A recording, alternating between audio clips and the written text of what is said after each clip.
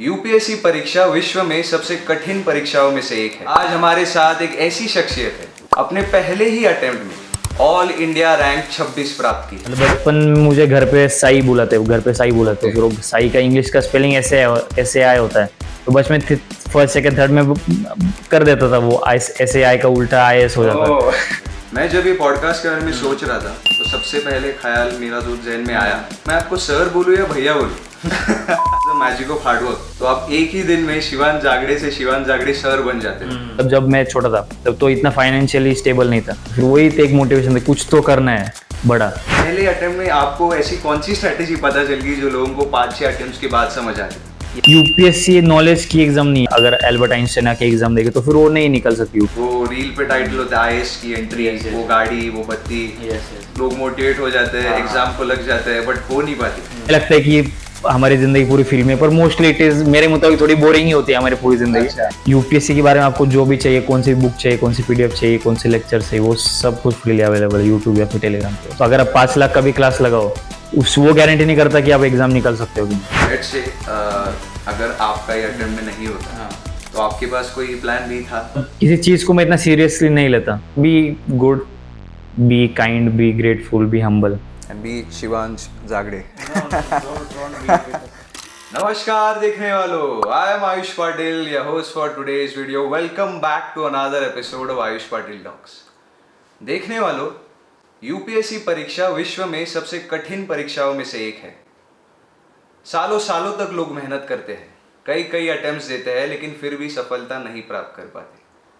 आज हमारे साथ एक ऐसी शख्सियत है जिन्होंने केवल 22 साल की उम्र में अपने पहले ही अटेम्प्ट में ऑल इंडिया रैंक 26 प्राप्त की है। जी हाँ, आपने सही सुना, 26। मैं बात कर रहा हूँ शिवान सुभाष जागड़े जी की। सर, आपका बहुत बहुत स्वागत हमारे चैनल पर। बहुत बहुत धन्यवाद। कैसे लग रहा है?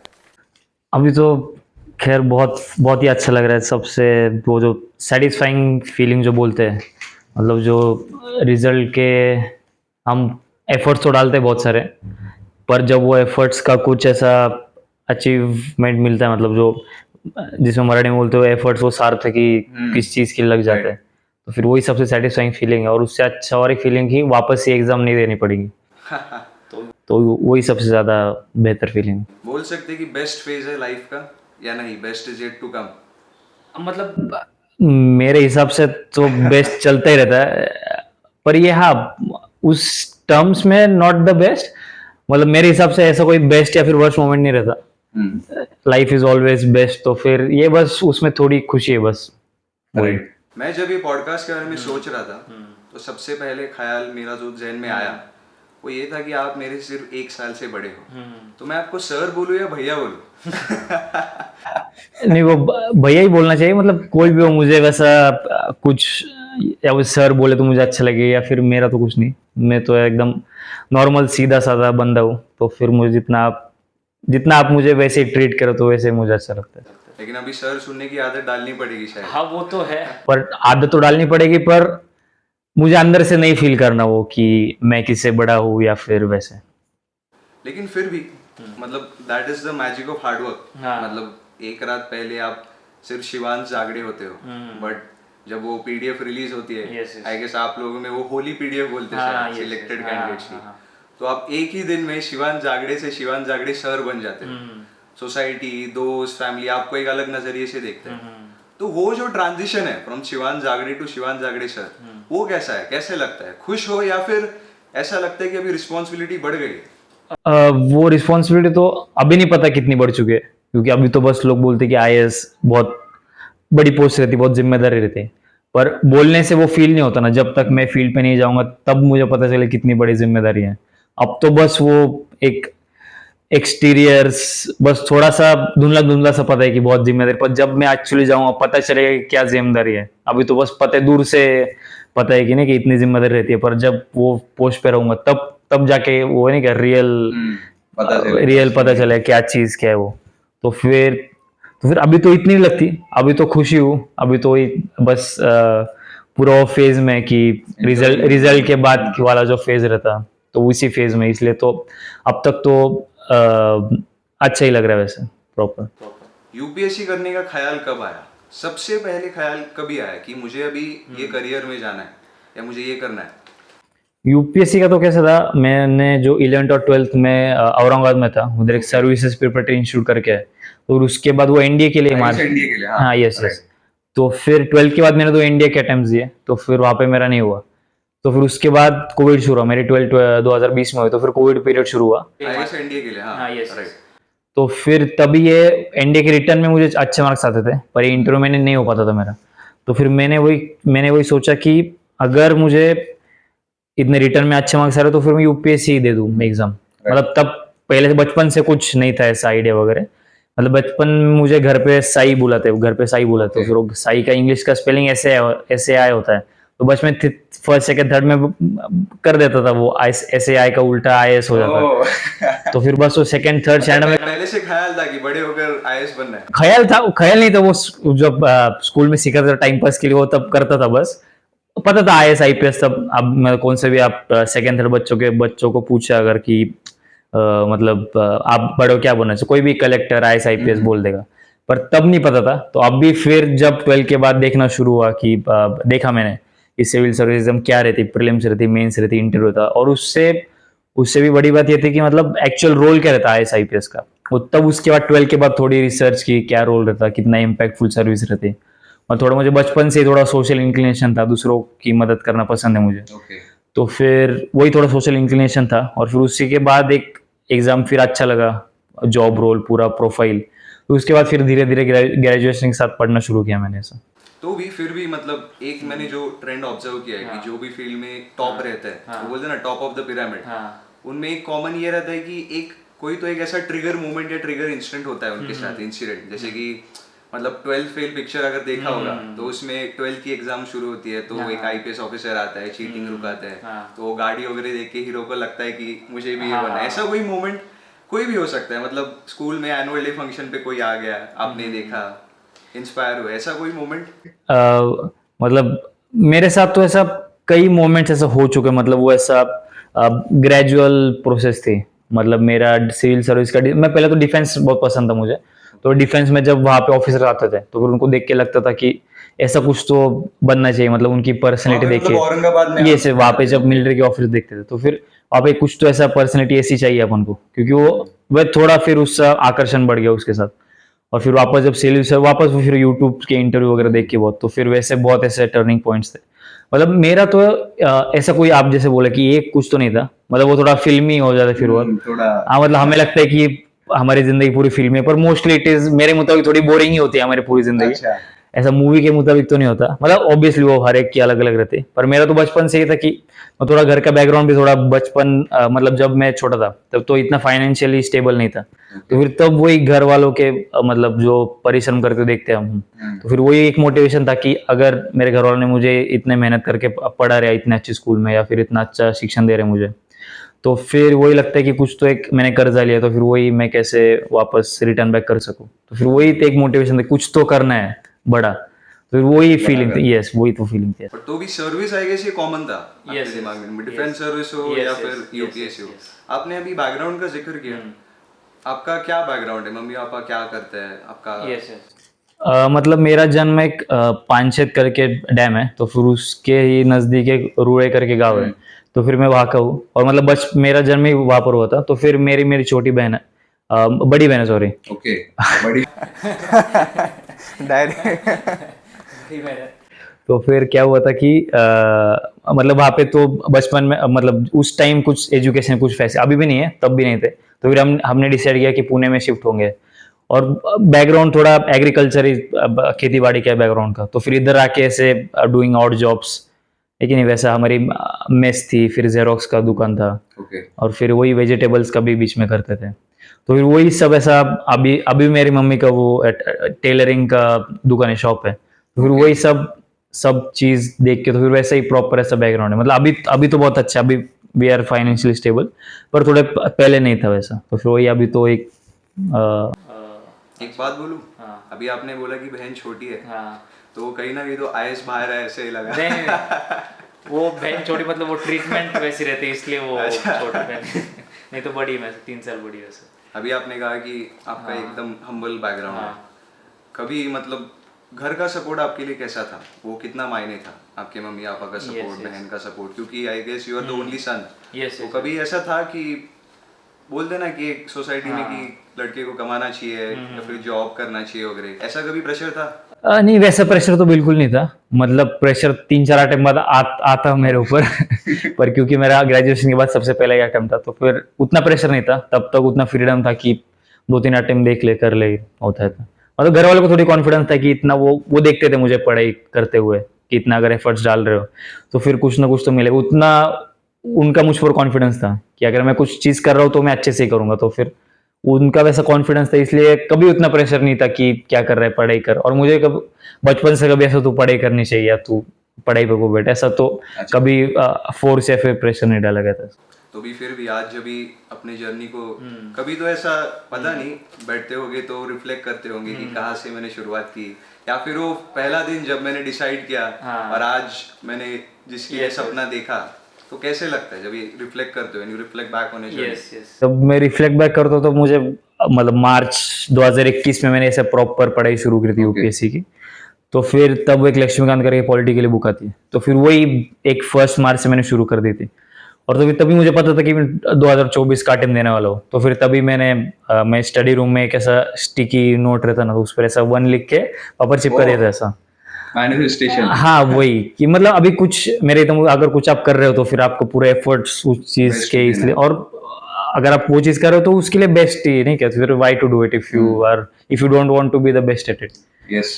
तो फिर इसलिए तो वही मेरा फीलिंग थी पहले से ही, तो उसी के हिसाब से पढ़ी थी और उसी के हिसाब से प्रॉपर लाइफस्टाइल या फिर जो भी डिस्ट्रैक्शंस कहते हो या फिर मतलब पूरा लाइफ ही ऐसा ओरिएंट हो चुका था उसी दिशा में, इसलिए। यूपीएससी और बाकी सब उसके बाद आता है, Yes, उसके yes, अराउंड रिवॉल्व वैसे, होता है। अभी वैसे। आपने पढ़ाई के बारे में बात की, आपके प्रिपरेशन के बारे में बात करते हैं। आपने कैसे प्रिपेयर किया था, क्लासेस लगाए थे या फिर सेल्फ स्टडी? मैंने एक फाउंडेशन क्लास जो रहता है वो नहीं लगाया था मैं, क्योंकि मैंने बताया जैसे एनडीए की एग्जाम दी थी तो फिर थोड़ा फाउंडेशन वही से हुआ था मेरा। और फिर उसके बाद एक मैंने जब सोचा कि क्लास लगाए हुए हैं तो फिर मैंने देखा यूपीएससी का सिलेबस, थोड़े टॉपर्स के वीडियोस देखे, तो मुझे ऐसा लगा कि स्टैंडर्ड बुक से पढ़ाई हो जाती है। और स्टैंडर्ड बुक्स और जो फ्री मटेरियल यूट्यूब टेलीग्राम पे रहता है उससे पढ़ाई हो जाती है, तो उससे मैंने फाउंडेशन क्लास तो नहीं लगाया, पर मैं टेस्ट सीरीज लगाई थी ऐसी, तो उसी के हिसाब से दोनों से हो गया था मेरा। मतलब बोल सकते हैं कि सेल्फ स्टडी किया आपने और यस, मतलब मुझे लगता है कि अगर चाहे आप कितने भी क्लास लगाओ फिर भी एंड में you have to do self study. मतलब ऐसा नहीं कि अगर आप 5 लाख का भी क्लास लगाओ उस वो गारंटी नहीं करता कि आप एग्जाम निकाल सकते हो कि नहीं। आखिर में सबको सेल्फ ही कट, मतलब जितने भी क्लास में अगर आपको स्पून फीडिंग करे फिर भी एंड में आपको एक सेल्फ एनालिसिस करना चाहिए कि आपके स्ट्रेंथ्स क्या है, वीकनेस क्या, आप गलती कहाँ पे कर रहे हो, वो खुद से आना चाहिए। और जब तो खुद से नहीं आता मुझे नहीं लगता कि आप ये एग्जाम क्लियर कर सकते हो वैसे। राइट। तो भी अगर देखा जाए तो ये एग्जाम में कंपटीशन बहुत है। बिल्कुल। सेल्फ स्टडी करना मतलब एक बहुत बड़ा कदम है, Yes, क्योंकि अगर आप इतने लोगों के साथ compete कर रहे हो, इतने सारे कोचिंग्स है, अकेडमीज है, Yes, yes, yes. लगता होगा कि कोई तो गाइड करने के लिए चाहिए, but you chose self study. Yes, yes, yes. इस पे आपका क्या व्यू है कि कोचिंग लगाना जरूरी है सेल्फ स्टडी से? अभी आपने सेल्फ स्टडी किया तो भी आपको सूट हुआ, Yes, किसी और को क्लास की जरूरत पड़ सकती है, आपका क्या व्यू है? क्योंकि हम लोग देखते हैं कि एक थोड़ा कमर्शियलाइज भी हो गया है ये सेक्टर, Yes, आपका yes, क्या व्यू yes. है? बिल्कुल, अभी तो बहुत ही कमर्शियलाइज हो चुका है। मेरे मुताबिक वो इंडिविजुअल टू इंडिविजुअल बेसिस पर, अभी मेरा कैसा थोड़ा बैकग्राउंड था तो एक कॉम्पिटेटिव एग्जाम्स के फिर जनरल नॉलेज वैसा थोड़ा जनरल स्टडीज का वो जो रहता है वो थोड़ा बैकग्राउंड था, इसलिए मुझे तो कोचिंग की कोई जरूरत नहीं थी। मुझे नहीं फील हुई कि मुझे कोई जरूरत है। पर अगर कुछ लोग अभी ग्रेजुएट होते फिर जॉब करते 2-3 साल फिर वापस सिविल सर्विसेज की पढ़ाई शुरू करते, तो फिर उनके लिए जो पूरा भूल चुके हैं, मतलब बेसिक से बेसिक, मतलब एमएलए एमपी में क्या फर्क होता है या फिर लोकसभा राज्यसभा में क्या फर्क होता है, ऐसे बेसिक हम वोट देते तो किसको वोट देते राइट। और पीएम कैसे चुनते, तो अगर वो लोग वैसी चीजें भूल चुके हैं तो उनके लिए शुरुआत से थोड़ा मुश्किल हो जाता है। मुश्किल हो सकता इसलिए उनके लिए फाउंडेशन कोर्स सही है, जिन वो पूरा भूल चुके हैं। और मतलब कोई भी यूपीएससी की शुरुआत में लोग बोलते हैं कि आपको एनसीईआरटी पढ़नी चाहिए शुरुआत से, तो एनसीईआरटी क्यों पढ़ते, क्योंकि हम भूल चुके रहते हैं, हमें 10th और 12th में सिखाया गया है। ओके। तो वही बस स्टैंड बुक शुरू करने से पहले वो एनसीईआरटी बेसिक्स थोड़ी ब्रश अप हो जाए। बेसिक मतलब जो पता होना चाहिए वो भूल जाते हैं हम, इसलिए जो अच्छा। कॉमन नॉलेज जिनको होना ही पता होना चाहिए वो हम भूल चुके होते हैं, इसलिए वापस वो सब बुक्स पढ़ने पड़ते हैं। मुझे और एक बात जानी, AIR 26 कितने घंटे पढ़ते थे? हेयर 26 तो डिपेंड करता था। जब कॉलेज के साथ ग्रेजुएशन के साथ पढ़ता था तो फिर एक दिन में 6-8 घंटे हो जाते थे। ओके। और फिर जब मेरा मई 2023 में ग्रेजुएशन हुआ और फिर मुझे अटेम्प्ट जून 2024 में प्रीलिम्स थी, तो फिर बोला 1 साल था मेरे पास पढ़ाई के लिए। और मैंने जैसे बताया कि मुझे कोई चीज़ करें तो मैं पूरा 100% उसमें चला जाता हूँ। तो फिर उसी के हिसाब से 14-15-16 घंटे तब हो जाती थी मेरे से पढ़ाई। 16 घंटे। यस वही बफर बोलते 13, 14, 15, 16 16 डिपेंड्स ऑन द डे वैसा। क्या क्या रिसोर्सेज आपने यूज किए, मतलब एक ये सवाल है सिर्फ मुझे नहीं, जो भी ऑडियंस देखेगी, कि पहले अटेम्प्ट में आपको ऐसी कौन सी स्ट्रेटेजी पता चल गई जो लोगों को 5-6 अटेम्प्ट्स के बाद समझ आती थी? यस आपकी स्पेशल स्ट्रेटेजी क्या थी? ऐसी कोई थी Yes. कि आपने एक अलग मेथड यूज किया, ऐसा कुछ, या फिर कुछ अलग रिसोर्सेज यूज किए? यस यस यस नहीं, मुझे ऐसा लगता है कि यूपीएससी में ना सबको पता होता है क्या पढ़ना है। राइट। ऑलमोस्ट मतलब मुझे लगता है कि जो एयर 1, 2, 3 जितने भी होंगे वो कोई ऐसा अलग मटेरियल या कुछ ऐसा बहुत ही अतरंगी चीज पढ़ के या फिर नोट्स पढ़ के स्ट्रैटेजी बना के नहीं ये एग्जाम लिखते हैं। जो होते हैं वही सिंपल बेसिक जितना आप रखोगे ना, और उसी को जितना ज्यादा रिवाइज और थोड़ा स्ट्रैटेजिक प्रिपरेशन होना चाहिए। मतलब यूपीएससी नॉलेज की एग्जाम नहीं है। आपके जितना ज्यादा नॉलेज, अभी कल अगर एल्बर्ट आइंस्टाइन के एग्जाम देखे तो फिर वो नहीं निकल सकती यूपीएससी। यूपीएससी क्या चीज है? यूपीएससी जितना पेपर में पूछा गया है उतना ही पढ़ाई करने का, मतलब वो बहुत ही लिमिटेड रखने का।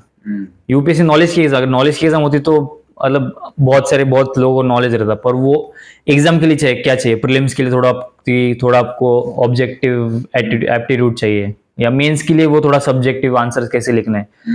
तो फिर मुझे लगता है यूपीएससी थोड़ा सा, अगर आप थोड़ा स्ट्रेटेजिकली थोड़ा स्मार्ट वर्क करते हो ना, तो इट इज ऐसा डुएबल, या फिर यू कैन हैक इट। मतलब ऐसा नहीं क्या, अगर आप पूरा कॉन्सेंट्रेटेड स्टडी करते हो, ऐसा पूरा स्ट्रीमलाइन सब कुछ अगर कर रहे हो, तो फिर वैसा ऐसा डुएबल प्रॉपरली ऐसा। आपने कुछ ऐसी सब्जेक्ट वाइज अलग अलग स्ट्रेटेजी कुछ अपनाई थी, या फिर ऐसा कुछ नहीं था? ऑब्वियसली यूपीएससी तो अभी अगर आप मेंस का देखोगे तो फिर बहुत वास्ट सिलेबस है ऐसा। तो GS1 में हिस्ट्री, ज्योग्राफी, मतलब हर एक चीज के लिए आपको हर एक अलग अप्रोच होना चाहिए, और किस हिसाब से उसके PYQs कैसे आ रहे हैं, या फिर टॉपर्स ने उनके आंसर कैसे लिखे, टॉपर्स का अप्रोच क्या था, या फिर उनके नोट्स कैसे। तो वो सब हर एक सब्जेक्ट के लिए हर एक अलग अलग होता है, मतलब अप्रोच, या फिर वो कैसे करना है, या फिर कुछ सब्जेक्ट करने ही नहीं, या फिर कुछ करना है, या फिर किस सब्जेक्ट को कितना टाइम देना है। अभी कुछ लोग मतलब हिस्ट्री के लिए कम टाइम देते हैं, या फिर ज्योग्राफी, मतलब डिपेंड करता है। डिपेंड्स। कुछ लोग कुछ टॉपिक स्किप कर देते हैं, या फिर कोई नहीं करते। वही समझना कि कौन से टॉपिक को कितना टाइम देना है, या कौन से टॉपिक को कितना करना है, कितने डेप्थ में जाना है। वही सेल्फ एनालिसिस का ही गेम है। वही जो मैंने पहले बोला कि फाउंडेशन क्लास या फिर कोचिंग लगाने से नहीं होता। उसके बाद ये जो एनालिसिस में बोला कि कौन से सब्जेक्ट में कितना डेप्थ में जाना है, या फिर कितनी पढ़ाई करनी है, क्या पढ़ाई करनी है, किससे पढ़ाई करनी है, तो वो उससे ज्यादा ये मैटर करता है। राइट। आपने एक आंसर राइटिंग एक बोला, आंसर राइटिंग भी बहुत मायने रखता है, तो थोड़ा टेक्निकल जाता है। फ्रॉम योर पर्सपेक्टिव एक एग्जामिनर एक आंसर में क्या देखता है, कि मतलब व्हाट डज ही एक्सपेक्ट? एक प्रॉपर आंसर क्या क्या होना चाहिए आंसर में? मुझे लगता है सबसे पहली चीज तो थोड़ी मैच्योरिटी देखती है, क्वालिटी ऑफ थॉट जिसे बोलते हैं, या फिर वही मैच्योरिटी जो एक उम्र में, या फिर अगर आप सिविल सर्विस जैसे सेवा में जाना चाहते हो तो फिर उस लेवल की मैच्योरिटी जैसे चाहिए वो देखते हैं पहले।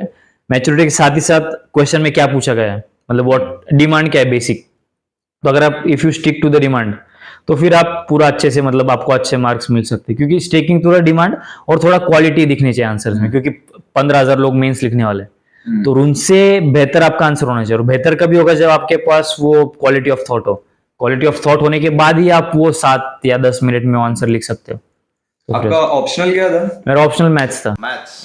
आई गेस मैथ्स बहुत लोगों को डिफिकल्ट लगता है as an Yes, optional. yes, yes, yes. तो आई गेस आपका बैकग्राउंड मैथ्स का था, Yes, yes. ग्रेजुएशन का आपने ग्रेजुएशन मैथ्स में किया? Yes, यस, मेरा ग्रेजुएशन फर्ग्यूसन कॉलेज से मैंने BSc मैथ्स किया था। ओके। तो फिर वो BSc मैथ्स भी इसीलिए लिया था क्योंकि सिविल सर्विस मेरा मैथ्स ऑप्शन लेने वाला था। मतलब वो थोड़ा 12 के बाद ही वो डिसाइड किया था सिविल सर्विस दूंगा। मतलब थोड़ा यस थोड़ा प्लानिंग था, तो फिर वो मैथ्स ऑप्शनल और ये BSc के सब्जेक्ट थोड़े ओवरलैपिंग थे, तो उसी से भी थोड़ी मदद हुई।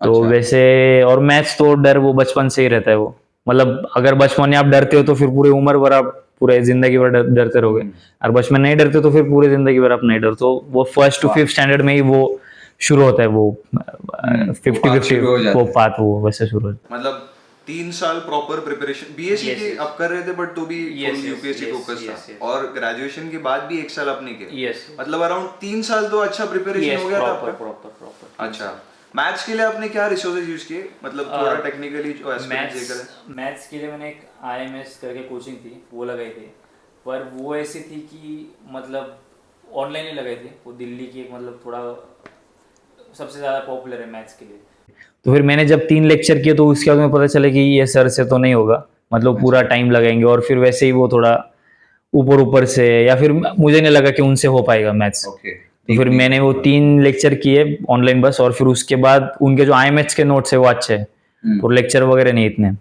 तो फिर मैंने वो आईएमएस के नोट्स से 3-4 महीने में, जहाँ वो सर के मुताबिक 8-9 महीने या फिर उससे ज़्यादा टाइम लगता है, मैंने 3-4 महीने में एक फर्स्ट रीडिंग जो बोलते हैं तो फिर वो पूरे कंप्लीट कर दिए। और उसी के साथ थोड़े जो एक G20 ड्राइव करके टेलीग्राम पे, तो फिर वो फ्रीली रिसोर्सेज मैथ्स के सारे अवेलेबल है उस पर। तो फिर वही से नोट स्ट्रेटजी, या फिर एक कनिष्क कटेरिया करके 2018 साल के वो टॉपर थे, हाँ, तो फिर उन्हीं के नोट्स रेफर किए थे, मतलब उन्हीं के नोट्स के उन्हीं के नोट्स के हिसाब से मैथ्स के नोट्स बने थे। तो फिर पूरा जनरली वैसे ही था पूरा अप्रोच ऐसा मैथ्स। मतलब अच्छा खासा रिसोर्सेज आपको ऑनलाइन मिल Yes. जाएगा फ्री अवेलेबल है यूट्यूब टेलीग्राम सभी यूपीएससी के बारे में आपको जो भी चाहिए, कौन सी बुक चाहिए, कौन सी पीडीएफ चाहिए, कौन से लेक्चर चाहिए, वो सब कुछ फ्रीली अवेलेबल है यूट्यूब या फिर टेलीग्राम पे। वैसे अच्छा क्वालिटी कंटेंट पे हुए ओके कोई स्पेसिफिक चैनल्स आपने फॉलो किए थे यूट्यूब पे वगैरह यूट्यूब के ऑलमोस्ट जैसे हर एक कोचिंग के रहते हैं, तो वो अपने कुछ ना कुछ वीडियोस डालते रहते हैं हर बार, मतलब बड़े बड़े कोई vision IAS, Vajiram, forum IAS, तो आपने कुछ आपको सब्जेक्ट के लिए आपको इंटरनल सिक्योरिटी चाहिए तो उनके लिए उनके कुछ तो वीडियोस रहेंगे, या फिर पीडब्ल्यू ओनली कभी कभी आते हैं। उसके अलावा बाकी फिर थोड़ा फिलोसॉफिकल या फिर लाइफ के बारे में थोड़ा यूट्यूब, अभी डाउन टू अर्थ करके यूट्यूब चैनल है, और बहुत सारे भी, मतलब यूपीएससी के लिए थोड़ी आपको जो मैंने क्वालिटी ऑफ थॉट बोला ना, वो वैसा कंटेंट देख के ही आता है, मतलब ऐसा, मतलब स्कूल ऑफ लाइफ करके एक यूट्यूब चैनल है, वो फिलोसॉफी के बारे में ऐसा है। और सुना है राइट हाँ, अगर और वो मतलब अब ज्यादा चैनल तो नहीं पता, पर अगर आप वैसा कंटेंट देख रहे हो तो फिर आपको आपकी वो रिकमेंडेड में ही वो सारे वीडियोस सब आ जाते हैं वैसे वैसी टाइप के आता है, अगर आप वो देख रहे हो तो फिर वो कुछ ना कुछ उसमें से वीडियो ऐसा देखते रहे। अभी भी आप बात कर रहे हो प्रिपरेशन की, you are still excited Yes. मतलब पढ़ाई जो आपने की थी you did it very honestly yes एक सवाल ऐसा है कि अभी आपने answer writing flow of thoughts yes yes ये सब नेचुरली रहता है, मतलब ऑफ कोर्स आप प्रैक्टिस करते हो आपको वो आता है, but UPSC as an exam yes क्या कोई भी एग्जाम दे सकता है नहीं है कि क्या लगता है आपको मुझे तो नहीं लगता कोई भी नहीं दे सकता, क्योंकि उसके लिए वो एक एप्टीट्यूड चाहिए, वो एक थोड़ी अंडरस्टैंडिंग स्किल जो होती है, मतलब ऑब्जर्व नहीं, क्या बीइंग ऑब्जर्वेंट अबाउट हमारे आसपास चीजें क्या चल रही, कैसे चल रही, वो क्यूरियोसिटी लगती है। क्यूरियोसिटी और उससे बढ़कर थोड़ी इच्छा लगती है कि मतलब यूपीएससी थोड़ा इंटेंट आपका अच्छा होना, तो फिर वो निकल जाती है एग्जाम। अगर आपका इंटेंट सही नहीं रहा तो फिर वो मोटिवेशन भी नहीं रहता। तो अगर किसी भी चीज का, अगर कोई भी चीज आप कर रहे हो तो फिर अगर आपका नहीं है तो फिर हाँ, नियत तो बहुत इंपॉर्टेंट है, अगर नियत साफ नहीं है तो फिर वो नहीं होगा, इसलिए आपका इंटेंट अच्छा हो। और फिर मुझे भी लगता है यूपीएससी थोड़ा आईक्यू लेवल भी आपका अच्छा लगता है, अच्छा चाहिए यार, बिकॉज इतने सारे कंपटीशन है, आपको सबसे ज्यादा मेहनत, you have to outwork everyone and you have to out execute everyone, तो फिर वो दोनों चाहिए। तो फिर उसी के लिए वो पूरा ऐसा इंटरप्ले ऑफ लॉट ऑफ। आपने इंटेंट की बात की अभी, इंटेंट मतलब एक passion for service to the society, ऐसा बोल रहे हो आप मतलब? यस यस बिल्कुल। और मतलब दूसरा भी इंटेंट की being true to yourself, मतलब कुछ आप देखियो कि अपने माँ बाप के लिए, या फिर मतलब झूठ बोलते, या फिर पढ़ाई हो रही है या नहीं हो रही, बहुत सारे केसेस होते यही वो तो है। तो वैसा भी intent being true to yourself, अगर आप पढ़ाई के लिए बैठे हो तो फिर पढ़ाई करने की। बहुत लोग दिल्ली जाते हैं यस यस बट पढ़ाई हो नहीं पाती। हाँ वही ऐसा है। इसीलिए तो फिर वही being true to yourself, और वो भी इंटेंट जो आपने बोला, जो जिसके लिए हम एग्जाम दे रहे हैं, तो फिर वो भी चाहिए अच्छा। बट आई गेस इंटेंट में यहाँ पे एक सोशल मीडिया का भी रोल है, क्योंकि आज हम देखते हैं आज का यूथ मतलब सोशल मीडिया पे सब कुछ ट्रांसपेरेंट है। आप एक रील देखते हो, वो रील पे टाइटल होता है आईएएस की एंट्री, वो गाड़ी, वो बत्ती, लोग मोटिवेट हो जाते हैं, एग्जाम को लग जाते हैं, बट हो नहीं पाती। वैसा उस पे आपका क्या व्यू है? ऐसे लोगों को दूर ही रहना चाहिए एग्जाम से। जी बिल्कुल मतलब वो मोटिवेशन बहुत कम चीज के लिए लास्ट करते हैं, वो थोड़ा मोटिवेशन पॉन टाइप है वो, मतलब कि नहीं वो पूरा आपको ऐसा लादा जाता है और उससे लगता है कि हम ये चीज वो ग्रैंड ग्रैंड एंट्री वीडियोस वगैरह थोड़े दिन तक टिकेगा, यस लॉन्ग बस रन में आपको लॉन्ग कुछ रन नहीं पे लगेगा। वही मतलब वो थोड़ा बहुत ही डिस्ट्रक्टिव रहता है ऐसा वो लोगों को लगता है ग्लैमर ग्लोरी ऐड कर देते हैं सबको पर यूपीएससी का प्रिपरेशन बहुत ही बोरिंग और मोनोटोनस रहता है तो फिर वो लास्ट करने के लिए आपको डिसिप्लिन तो चाहिए मोटिवेशन डजंट वर्क तो डिसिप्लिन चाहिए When motivation doesn't hold on to you, you have to हाँ, hold on to the वो एक भी, internal एक हाँ, वही, motivation वही, चाहिए। अभी ऐसा आपने हो। distraction की बात हाँ। की, मतलब इन दी एंड सब लोग ह्यूमन है, तो कभी ना कभी तो आपको भी Yes, कुछ yes. डिस्ट्रैक्शंस आए होंगे या Yes, फिर yes. आलस डिस्ट्रैक्शन, या आपकी डिक्शनरी में थे ये यस शब्द? वो सभी के होते हैं तो ऐसे अगर डिस्ट्रैक्शन आते थे हाँ। तो आप उन्हें कैसे अवॉइड करते थे?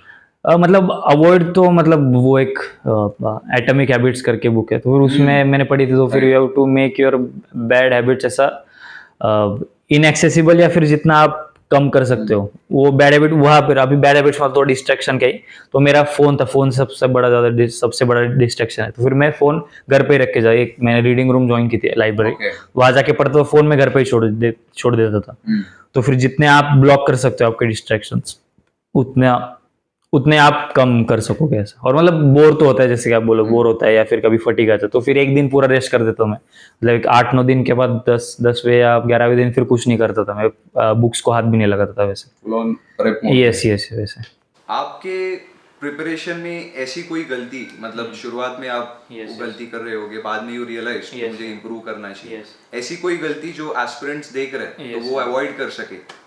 अब वैसे तो बहुत सारी गलतियां कॉमन मिस्टेक एक जो करते हैं जनरली। वही बहुत सारी गलतियां की है मतलब थोड़ी 2-3 बताता हूँ मैं मतलब वही कि मतलब कौन सी अगर बुक आप पढ़ रहे हो तो फिर वो अगर आप कौन सी चीज यूपीएससी में तो एटलीस्ट अगर कोई चीज आप एक बार पढ़ रहे हो तो फिर वो पढ़नी नहीं चाहिए मतलब आपको पता है कि कौन सी चीज आप 3-4 बार रिवाइज करने वाले हो, तो तभी वो चीज या फिर वो सोर्स पढ़ो आप या बुक पढ़ो अच्छा, मतलब कुछ रिपीटेटिव स्टडी रिपीटेटिव चाहिए रिवाइज होना चाहिए उसी बुक से और एक मतलब बहुत सारी अननेसेसरी चीजें भी पढ़ी अभी वो एथिक्स करके एथिक्स के लिए एक लेक्सिकॉन की बुक थी वो पढ़ी थी एनवायरमेंट के लिए शंकर राइस पढ़ी थी वो बुक्स में 2-3 बार पढ़ी और उसके बाद उनको भी हाथ ही नहीं लगा अच्छा। प्रिपरेशन की शुरुआत में कुछ पता नहीं रहता तो फिर हम पढ़ते जो जो मिला वो तो फिर वैसे बहुत सारी चीज के जो बाद में मैंने कभी भी इस तो वो पूरा टाइम चला गया ना मेरा तो वो वेस्ट ही हुआ टाइम क्योंकि बाद में मैंने उससे कुछ काम करनी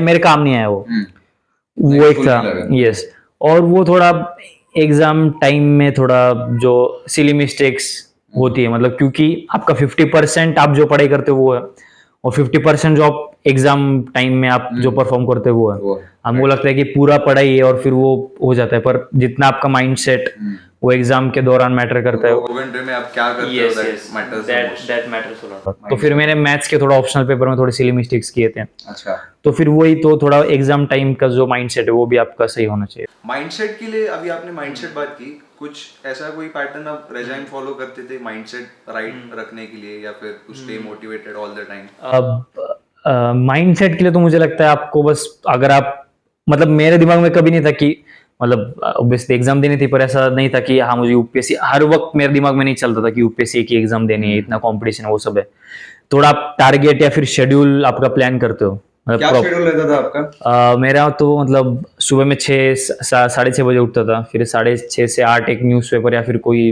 बुक वगैरह या फिर कोई कुछ पढ़ता था ऐसे फिर 8 से 9:30 जिम मतलब यूपीएससी की या फिर यूपीएससी की अभी एग्जाम के पहले थोड़ी यूपीएससी की पढ़ता था फिर उससे बाकी की कोई तो फिर 8 से 9:30 जिम और फिर 9 से 9:30 से 10 एक पूरा तैयार वगैरह होकर ब्रेकफास्ट करके 10 बजे में रीडिंग रूम जाता था फिर दोपहर के में टिफिन लेके जाता तो फिर 10 से 4 पढ़ाई करता था फिर 4 बजे टिफिन खाता था और फिर 4 से 6 पढ़ाई और फिर 6 बजे घर पे आता था मैं घर पे आके कॉफी पीता था और फिर रात का डिनर लेके जाता था मैं रीडिंग रूम अच्छा, तो फिर वापस 6:30 बजे रीडिंग रूम 6-6:30 इधर आया तो फिर 6:30 के बाद 9 बजे में खाना पढ़ाई करता था 6:30 से 9-9:30 पढ़ाई फिर तब डिनर मतलब वही रीडिंग रूम में टिफिन और फिर उसके बाद फिर 9:30 से 1-1:30 बजे रीडिंग रूम और फिर वापस घर ऐसा वो पूरा 1 साल तो पूरा ऐसे ही शेड्यूल था रोज? हाँ रोज वही तो और मतलब वो किस लिए आप जैसे मोटिवेटेड इसलिए रहा था क्योंकि वो पूरा प्लान था मतलब मुझे अभी पता था अगर आज संडे है तो फिर ये पता था कि फ्राइडे को मैं 4:30 बजे कौन सी बुक पढ़ने वाला हूँ या फिर क्या करने वाला हूँ तो वही टारगेट्स थे या मुझे आज के दिन इतने 20 पेजेस तो पढ़ने ही है तो वैसा अगर अगर आप टारगेट्स रखते हो, आप शेड्यूल पूरा प्रॉपर प्लानिंग करते हो, तो फिर वो एग्जाम का दिमाग में नहीं रहता, एक ही दिमाग में मुझे टारगेट कंप्लीट करना है, तो फिर वो आप करते जाते हो, एक एक के बाद एक के बाद कर, तो फिर इतना वो दिमाग में नहीं आता। वो हमें परेशानी कब किसी चीज के बारे में होती है, जब हम टाइम दे के सोचते हैं उस चीज के बारे में, तब हमको बुरा लगता है। अगर वो टाइम ही ना तो सोचने के लिए, तो फिर नेटवर्क में आप इतने बिजी हो कि हाँ वो पता ही नहीं होता, बाकी सोचने के लिए टाइम ही वो नहीं। पता ही नहीं चलता वैसे। और एक बात, इंटरव्यू जो रहता है यूपीएससी का, वो भी एक काफी टफ रहता है। Yes yes. आपको याद है क्या क्वेश्चंस थे आपके इंटरव्यू में अभी भी? यस यस, मेरा तो इंटरव्यू कैसा था, मेरा तो इंटरव्यू मतलब पूरा ऐसा नॉर्मली था, मतलब नॉर्मल डिस्कशन, मुझे ऐसा ग्रिल नहीं किया। मतलब क्या होता, मेरे इंटरव्यू के पहले जो मेरे से पहले जो कैंडिडेट थे, वो मतलब उन्होंने 4-5 इंटरव्यूज दिए थे, वो एक्सपीरियंस थे ऐसा। तो फिर उन्होंने मुझे बताया कि अगर मतलब एज भी कम है तेरी, और फिर अटेम्प्ट भी पहला ही अटेम्प्ट, तो फिर तुझे इंटरव्यू बोर्ड ज्यादा ग्रिल नहीं करेगा, तो अब वो हाँ में हाँ मिलाएंगे या फिर ना में ना मिलेंगे, वैसे मतलब ज्यादा ग्रिल नहीं करेंगे। तो मेरा इंटरव्यू वैसे ही था। अच्छा, यंग रहेगा। यस यस यस, थोड़ा वो लीवे देते हैं या फिर थोड़ा कंसिडरेट रहते हैं वो। तो फिर मेरे इंटरव्यू में वैसे ही पूछा कि मतलब पुणे दिल्ली में क्या फर्क, पुणे और दिल्ली में क्या फर्क लगता है, दिल्ली में पहली बार आए हो क्या, या फिर फुटबॉल खेलते हो तो कौन सी पोजीशन में खेलते हैं, उस पोजीशन का इंपॉर्टेंस क्या है, जिम करते हो क्या, तो फिर ट्रेडमिल पे कभी भागे हो क्या, कितनी स्पीड से भागे हो, मतलब पूरा ऐसा जनरल। और थोड़ा फैक्ट्स भी पूछे, पर फैक्ट्स भी ऐसा नॉर्मल की, मतलब लोकपाल लोक आयुक्त में क्या डिफरेंस है, या फिर वो जुवेनाइल जस्टिस एक्ट में एज लिमिट क्या है। तो ऐसा प्रॉपर ऐसा बेसिक सा बस। मुझे लगता है मेरा थोड़ा कॉन्फिडेंट था मैं इंटरव्यू के वक्त, और थोड़ा स्माइल वैसा भी थोड़ा मेंटेन करता हूँ। जनरली मैं स्माइल ही करता हूँ, तो फिर वो भी उनको अच्छा लगा रहेगा। और तो फिर मुझे थोड़ा कॉन्फिडेंस इसलिए था कि मतलब किसी चीज को मैं इतना सीरियसली नहीं लेता। अच्छा, हाँ ओके। तो फिर उसी की वजह से इतना कॉन्फिडेंस है और था मुझे तब। थोड़ा एक ऑक्सीमोरॉन लग रहा है कि सीरियसली नहीं लेता, मतलब यस यस। क्योंकि अभी क्या होता है, मैंने ये सवाल क्यों पूछा, क्योंकि YouTube पे जो हम लोग मॉक इंटरव्यूज देखते हैं, Yes, yes. उसमें इतना ग्रिल करते हैं। Yes, yes. मतलब कैसे कैसे सवाल होते हैं। एक तो इंटरव्यू में देख रहा था जहाँ पे प्रपोज द क्लास, Yes, नहीं, ऐसा रहता। तो इतना स्ट्रिक्ट रहता है या फिर नहीं, इट्स जस्ट? नहीं इतना तो नहीं पूछते, इतना तो वो तो बस वो थोड़ा TRP ये से उसी की वजह से। पर असली इंटरव्यू में ऐसा कुछ ऐसा फालतू चीजें नहीं पूछते, ऐसा एकदम इन जनरल नॉर्मल, या फिर कभी कभी थोड़ा वैसे लेवल के क्वेश्चंस पूछते हैं आप, जितने आपको एक्सपेक्टेड होने चाहिए नॉलेज बेस। या फिर कभी कभी देख, अभी कुछ लोगों को कैसा होता है कि कुछ लोगों को लगता है कि उनका इंटरव्यू बहुत अच्छा गया पर मार्क्स कम आते हैं, या फिर कुछ लोगों को उनको लगता है कि उनका इंटरव्यू बहुत ही खराब गया पर उनको मार्क्स अच्छा। आपको कैसे लगा था आपका इंटरव्यू? मैं तो बिल्कुल क्लूलेस था, मतलब मुझे कुछ भी नहीं पता था कि क्या हो, मतलब वही नॉर्मल कॉन्वर्सेशन हो 20-25 मिनट, तो बाहर आके मुझे लगे क्या हुआ, मतलब कुछ आज कुछ हाथ में 25 मिनट्स थोड़ा जल्दी नहीं हो गया? मतलब सबका उतना ही होता है, कुछ मैक्सिमम 30 मिनट 30-40 कुछ चलता है, पर मेरा बहुत जल्दी, मैं लास्ट था क्योंकि, तो जल्दी हुआ था। और तो वही मुझे बिल्कुल क्लूलेस था। मैं दोस्त को भी फोन किया कि मुझे कुछ भी नहीं पता चला कैसा अच्छा गया कि बुरा गया, तो फिर वो फीलिंग कुछ भी फीलिंग नहीं थी, तो बहुत ही क्लूलेस था। तो फिर वो सबसे वो खराब फीलिंग है, क्योंकि अगर आपको पता है कि अच्छा है तो फिर अच्छा तो लगता है, फिर खराब गया तो खराब भी लगता है। मैं तो कुछ भी नहीं लग रहा था, तो फिर वो पता नहीं, तो जनरली खराब ही ऐसे लगता है। फर्स्ट टाइम था आपका, इसलिए शायद आई गेस लगा रहेगा। यूपीएससी क्रैक करने के लिए सबसे इम्पोर्टेंट क्वालिटी क्या है आपके हिसाब से? मुझे तो एक नहीं लगता, थोड़ी 2-3 लगती है। एक तो सबसे पहले तो डिसिप्लिन चाहिए आपको आप में डिसिप्लिन, और थोड़ा वो डिसिप्लिन, हार्डवर्क और पेशेंस है सब। ये 2-3 क्वालिटी, क्योंकि एक तो क्वालिटी हो नहीं सकती, थोड़ा we have to be a mix of everything. तो डिसिप्लिन, हार्डवर्क और पेशेंस तो चाहिए। राइट। इतने लोग ये एग्जाम देते हैं, मतलब you cleared it in the first attempt, of course it's a big thing, आपके फेलिसिटेशन होता है। बट कितने लोग एग्जाम देते हैं और क्लियर भी नहीं करते? आई गेस स्टार्ट ऐसे कि 10 लाख लोग फॉर्म भरते हैं, 6 लाख लोग देते हैं, और आई गेस 0.01% क्वालिफाई होते हैं।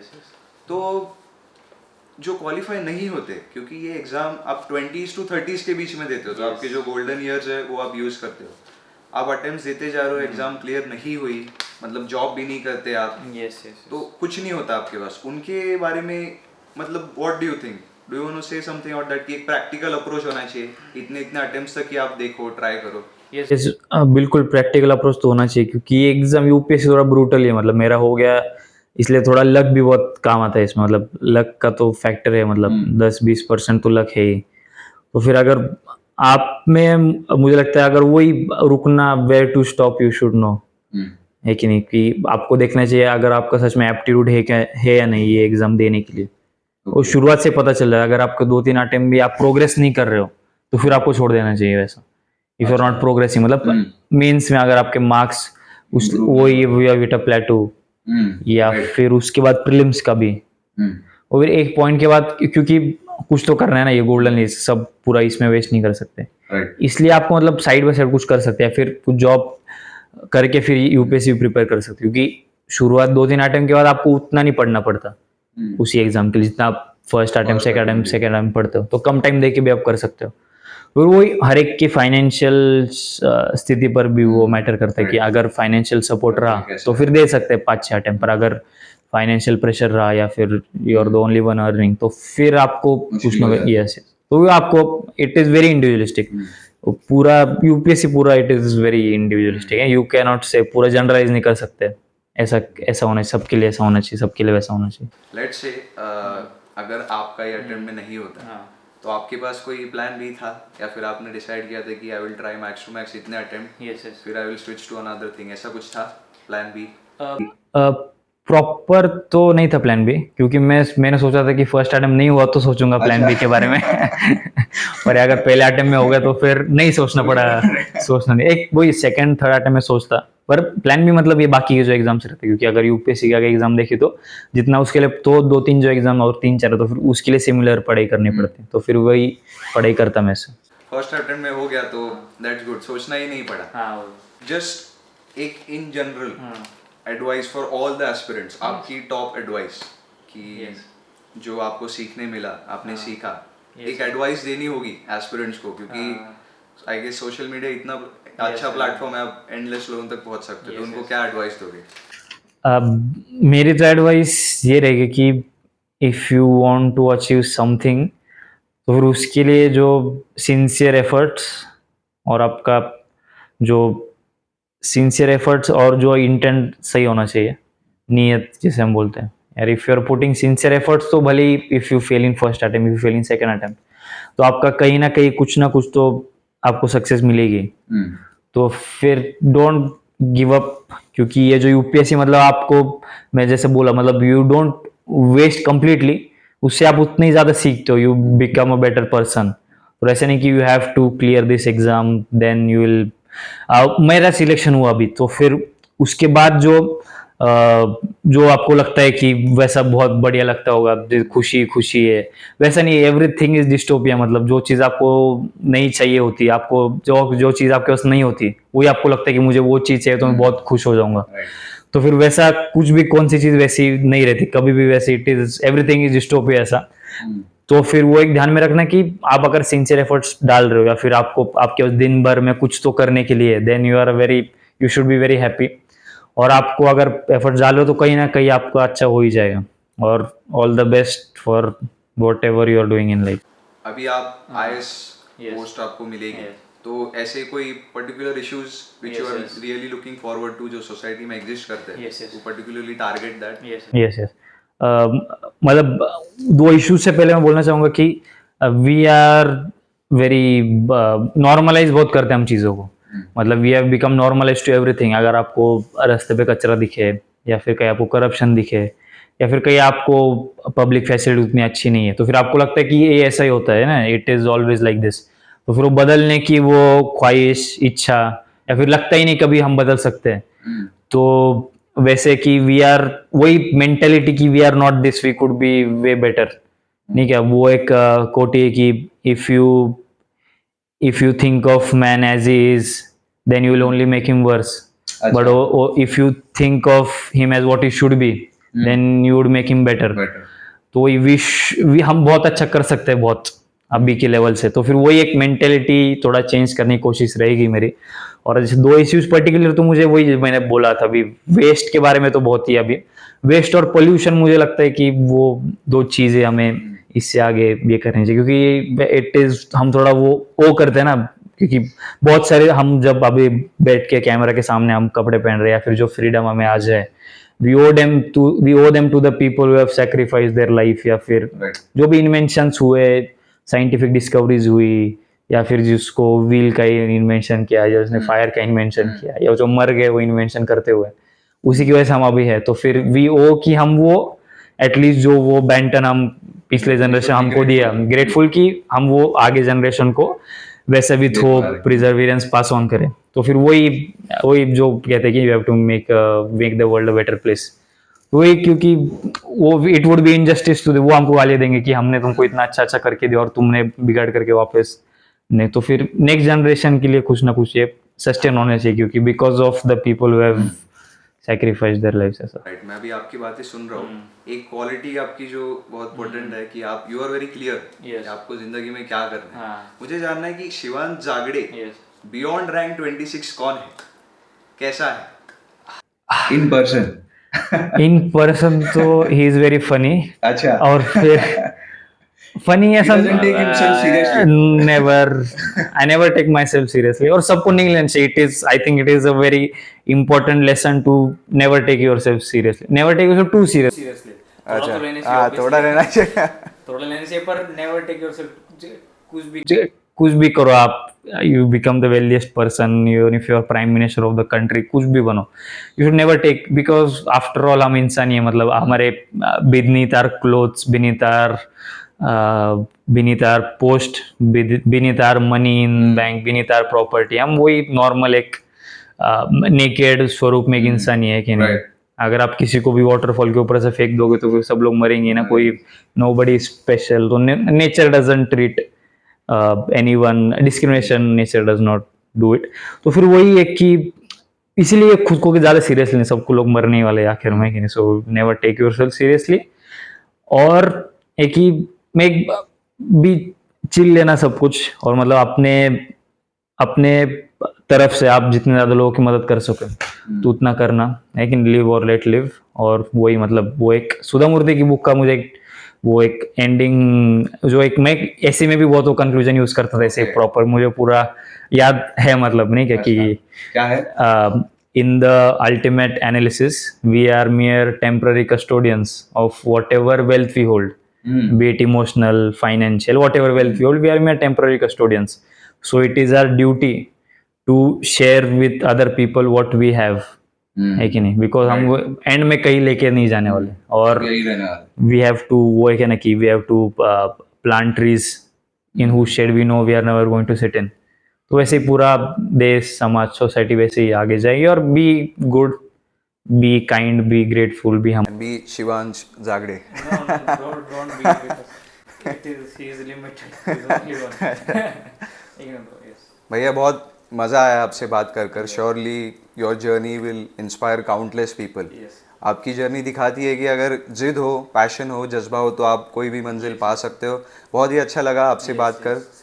बहुत बहुत धन्यवाद कि आपने टाइम दिया आपका। और देखने वालों, अगर वीडियो आपको पसंद आया हो तो लाइक, शेयर, सब्सक्राइब करना मत भूलना। नीचे कमेंट करना कि वीडियो कैसा लगा। अगर यूपीएससी एस्पिरेंट हो तो ज़रूर करना। मिलते हैं अगले वीडियो में, तब तक के लिए अलविदा।